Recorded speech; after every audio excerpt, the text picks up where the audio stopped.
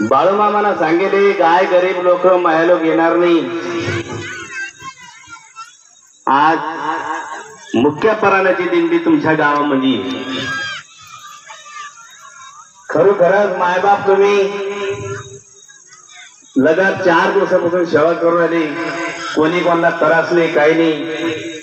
असे काही आमचे मेंढके बी नाही थले राहणारी मंडळी बी काही एकदम शांतरित्या सारं काम चालू आहे। वास्तूत कधी पाहिलं तर माणसाला 2 दिवस पाहुणा जर होतो, ए गप्प बसा, 2 दिवस पाहुणा जर होतो, तुम्ही 4 दिवसापासून सेवा करू राहिली। खरोखर तुमचे कौतुक करा एवढं कमी। हे बघा, या दिंडीला कोणी चालक नाही, दिंडीला काही मालक नाही। इथं ही तुमचा आमचा सोहळा आहे, याला फक्त चालक आहे, मालक नाहीये। बरेचसे लोकांना वाटत असन हे काही अवसा असन, काही भानगड्या असन, पण याच्यात काहीच नाहीये। मालक फक्त बाळूमामा आहे आपल्यामध्ये।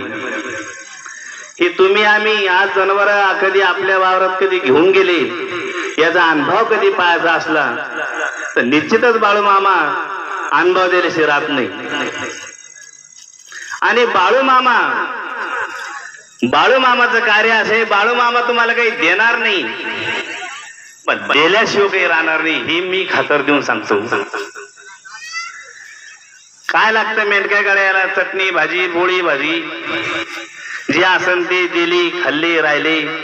आता तुम्ही असं बी समजू नका काही तर एकाच गावचे लोक असतील का काही आजूबाजूचे लोक असतील, पार बुलढाण्यापासून मंडळी मामाच्या सेवेमध्ये येईल। तर इकडे परभणी, इकडे औरंगाबाद असे लोक इथे सेवेकरी आहे, सेवा करून जाते। कोणतं दुखणं असं काही असन तर मामाच्या मेंढे माऊलीची तुम्ही सेवा करा, मामा निश्चितच बरं करीन। कोणत्याही गोष्टीचा तुमच्या मनामध्ये भाव असन तर मामाला सांगा, मामा निश्चितच तुमचं बरं करीन, ही आम्हाला खात्री आहे। तसंच आपले गावचे 11 जण आरती करता इथं, आणि विशेष म्हणजे असं असतं आरतीला एक टोपीवाला माणूस पाहिजे। 11 जण आता पाहिजे, 11 जण बदलून सकाळी पाहिजे, असा एक नियम पाहिजे। 11 जण चला आरतीला उभं राहा, इथं टोपी घाला एका जणाला। बोला बोला बाळूमामाच्या नावाने, मेंढी माऊलीच्या नावाने।